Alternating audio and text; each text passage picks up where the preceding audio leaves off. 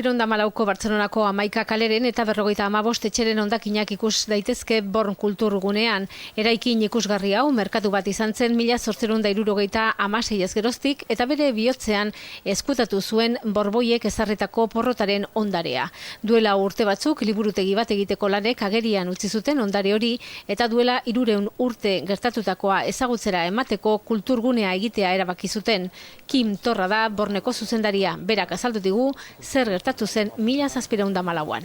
En la Guerra de Successió espanyola s'enfronten dos models polítics. Hi ha un model polític francès, borbònic, centralista, i un model polític austríac, no democràtic tampoc, però almenys federalitzant i respectuós amb la tradició dels pobles. El fet de que els catalans, juntament amb la resta dels estats de la Corona d'Aragó, prenguessin part per la Casa d'Habsburg, dels Àustria, suposarà, consumada la desfeta, la pèrdua absoluta de la seva capacitat d'autogovern.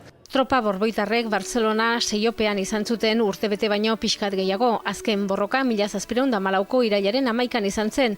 Orduan zauritu zuten Rafael Casanova Bartzelonako agintari nagusia eta gaur egun lore eskaintza egiten diote hirian duen monumentuan.